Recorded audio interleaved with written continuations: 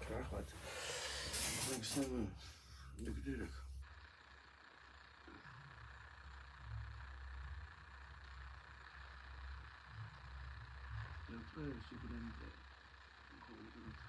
So let's just pull back for a second, because there's just quite a bit to unpack just there. So just to recap, your parents, they've informed the registrar takes the information, it's then bonded, as you say, with this number on, and is put on the stock market, is it, as collateral for the national debt? Yes. And a trust is formed. Yes. Now we know that the trust is formed because we can go back to documents. Als je oudje aangeeft bij de gemeente, dan wordt er gewoon een nummer, wordt je gewoon op de fucking beurs gegooid en een aandeel is gecreëerd. Nou, dat is dus wat je moet doen in de staat. Like you identified, you know, the 12 court presumptions that talks about the fictions and how they want to create you as a trustee and a executor, and this is where the confusion always arises, and that's what goes back to what I've just been saying about the birth certificate, that the executor, your mother, and most mothers tend to sign the document, but what they needed to do was to cross out signature, to write autograph, because there's another example of legal and lawful, or private and public. So the autograph is private and the signature is legal. So if you are signing something and it says signature and you sign it, you're agreeing to be both parties. Yeah, as in the legal fiction, the private and the public. You know, so you're being both parties, and that's what they want. That's called joinder, and therefore they can gain jurisdiction. So by the mother, if education was there, the mother would have autographed, rubbed out the name, the signature word, and write autograph, and then she would have autographed it so that it would be identified. She was the executor and sole beneficiary until the child reached the age of majority, which in England is 18. In America, it's 21. It's called the age of majority. 21. Yes. Before the age of majority, you are known as a minor, as a guardian of the state, because your mother and father handed you over, agreed their consent to give you to the state. And that's when you become a ward of court and you need a guardianship. Yeah? So that's where it all starts, without going too much into it. Yeah, because it is very complicated, and we're trying to keep this very simple if we can, just so that people who are new to this, and I'm still new to it, and I'm getting it all the time. So just to interpret, just to go back, that the birth certificate is set up as a trust, and you have the normal offices of the trust, the triangle of the trust, the administrator or the executor. You have the beneficiary and the trustee of that Correct. birth trust, and so that's set up.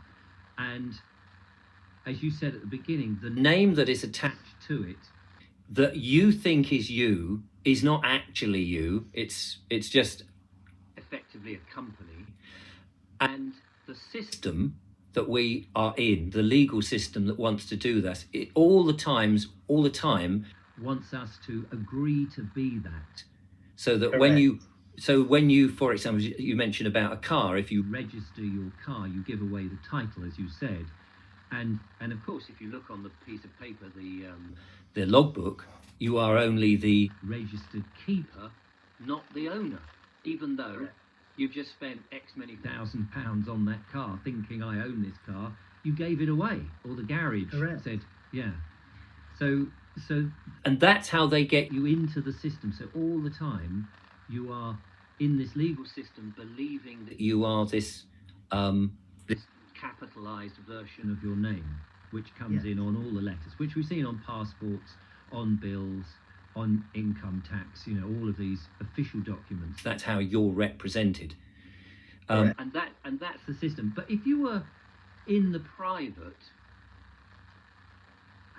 you wouldn't be in any of that. If your parents didn't register you at all and just said, no, I'm not going to say a word, I'm just going to have a baby, I mean, you'd be restricted, presumably. You wouldn't be able to get a bank account. No, I know people that haven't registered the child, and they've still got bank accounts, they've still got passports because they're older now, and that isn't the case.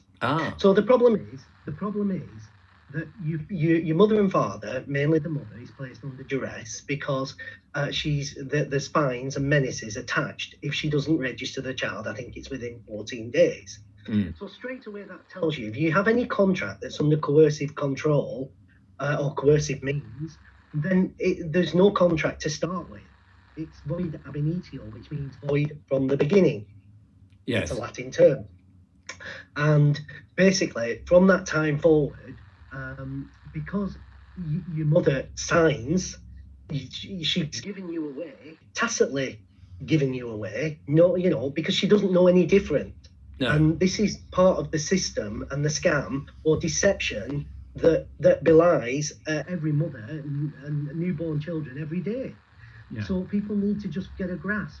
Now, just before I go on, I'd like to say that I'm not going to give any solutions today, but what I'm going to do is try and open people's eyes to the fact that you need an understanding of law, which nobody has because it's not taught at school. It's only taught if you're going to go into the profession at 21 after you've been to university or whatever. And therefore, my remit today is really just to enlighten people a little bit.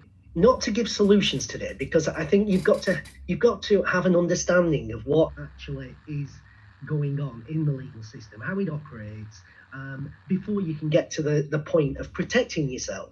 Yes. And a lot of it is about self-learning. You can be directed to things, but it is about having the ability to be able to have the knowledge yourself and the critical thinking to be able to go and research everything and come to your own conclusions. But one thing is very certain, that you need a good understanding. To be an executor of even a will or anything, and certainly a legal fiction, you have to have a good understanding of law. And, I'm here today, not because I'm writing a book and making money. In fact, over our conversations over many, many months, I've always been against making any money whatsoever, haven't I?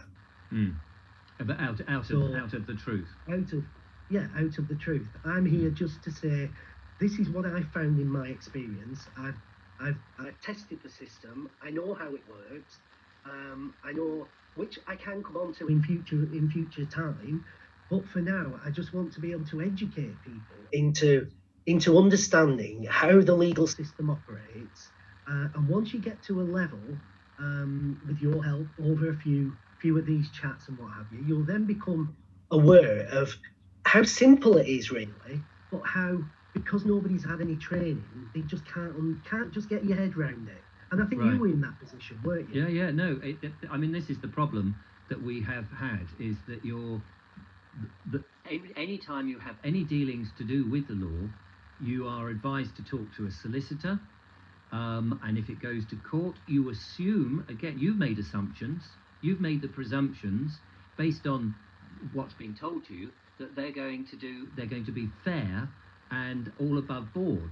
But the truth is very different, because they've got their assumptions, and unless you, as we've seen with the 12 presumptions in law, unless you actually rebut what they've said, then they will get jurisdiction from you and turn things around into a way that's not necessarily. I mean, sometimes it works in your favour, as it did with the case where I had a problem parking, and it was so bleeding obvious it was the other party's fault.